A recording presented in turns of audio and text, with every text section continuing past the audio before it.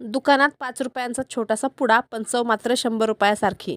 तोच शेव पोह्यांचा चिवडा शेवग्याचा वापर न करता घरी बनलेला असा की हात आपोआप परत परत जातो। तर मी शेवग्याचा वापर न करता गुलाबजामुनच्या खाली पॅकेटने शेव बनवून हा चिवडा बनवणार आहे। व्हिडिओ पूर्ण बघा। व्हिडिओ आवडला असल्यास व्हिडिओला लाईक शेअर कमेंट जरूर करा। चॅनलला सबस्क्राईब नक्कीच करा। तर इथे मी 2 पळी बेसन घेतलेले आहे। किती शेव बनवायची त्यानुसार तुम्ही बेसन घ्या। त्यामध्ये थोडीशी हळद, चवीनुसार मीठ आणि थोडासा हिंग टाकून थोडं पाणी, थोडं तेल टाकायचं आहे आणि थोडं पाणी टाकून हे मिश्रण घट्टसर करायचं आहे। आता इथे हे मिश्रण मला थोडंसं पातळ वाटत आहे म्हणून मी अजून अर्धी पळी याच्यामध्ये बेसन टाकून घेतलं। तर अशा प्रमाणे मी 2.5 पळी बेसन घेतलेलं आहे। तुम्ही तुमच्या घरातील कुठलंही एखादं भांडं किंवा वाटी घेऊ शकता, त्यानुसार मोजमाप करू शकता। आता हे ठेवायचं साईडला आणि हे गुलाबजामुनचं खाली पॅकेट आहे। तर मी याला काय केलंय, पिन असते ना, तर पिन गॅसवर थोडी गरम केली आहे आणि याला बारीक बारीक होल करून घेतलेत। शेव किती जाड मोठी करायची त्यानुसार होल करून घ्यायचे आणि नंतर हे बेसन यामध्ये भरायचं आहे। गॅसवर कढई ठेवायची आहे, तेल गरम करायचं आहे आणि त्यानंतर आपल्याला ही शेव करून घ्यायची आहे।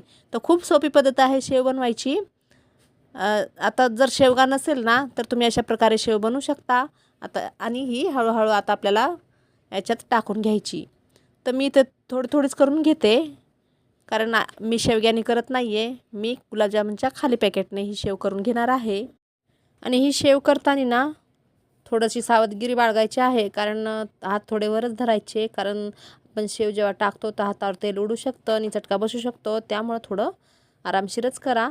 तर इथे मी अशा प्रकारे थोडी पहिले करून घेतली। आता हिला छान तळू द्यायची आहे आणि ही शेव तुम्ही करून महिनाभर ठेवू शकता बंद डब्यामध्ये आणि जेव्हाही पाहिजे तेव्हा खाऊ शकता किंवा चायसोबत खाऊ शकता किंवा मधल्या वेळेत भूक लागली तर खाऊ शकता। तशा प्रकारे तुम्ही घरच्या घरी बाहेर मिळतो ना 5 रुपयामध्ये पुडा खाऊचा, त्याप्रमाणे तुम्ही असं घरी करून खाऊ शकता। तर आता मी एक बॅच तळून घेतला आहे, आता मी दुसरा करून घेते।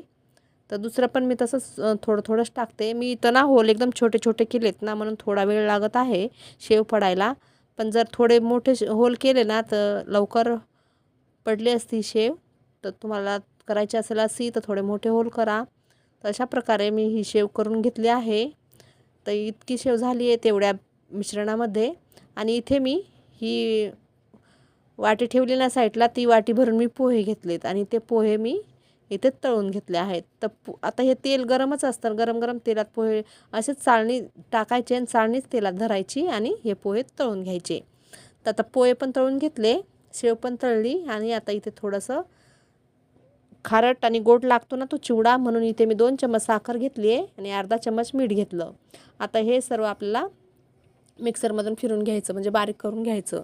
आणि आता ही पिठी साखर तयार झालेली आहे ना, ते आपल्याला या मिश्रणामध्ये मिक्स करायचे आहे। तर त्याआधी ही शेव थोड्या गाठी झालेल्या आहेत, त्याला आपल्याला फोडून घ्यायचे, बारीक करायचे आहे ते सर्व। तर तुम्ही जर शेवग्यात अशी शेव बनवली तर ती अजून चांगली होईल, पण जर शेवगा नसेल तर तुम्ही अशा प्रकारेही बनवू शकता।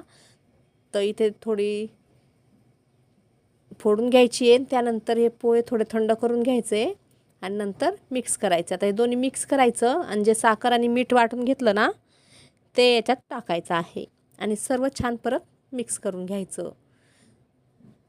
तर खूप छान लागतो हा चिवडा।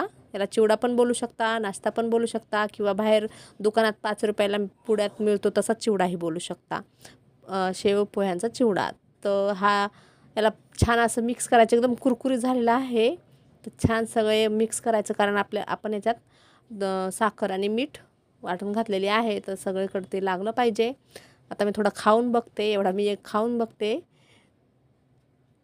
तर खूप कुरकुरीत झाला आणि टेस्टी झालेला आहे, गोड खारट लागत आहे, मस्त झालेला आहे चवीला। आता अशा प्रकारे तुम्ही कमी जास्त बनवून बंद डब्यामध्ये ठेवू शकता, हा 1 महिना आरामशीर राहतो। तर आपण जर असा बनवला ना तो 2-3 दिवस पण राहत नाही, लगेच आपण खातो। तर जास्त बनवला तर जास्त दिवस टिकतो। तर अशा प्रकारे तुम्ही ही रेसिपी बनवून बघा आणि कशी झाली आहे मला कमेंट बॉक्समध्ये सांगायला विसरू नका। तर ही रेसिपी रेडी आहे। तुम्हाला आवडली असल्यास व्हिडिओला लाईक शेअर कमेंट जरूर करा, चॅनलला एक सबस्क्राईब नक्कीच करा। चला तर भेटूया परत एका नवीन व्हिडिओमध्ये नवीन रेसिपी घेऊन। बाय, जय महाराष्ट्र।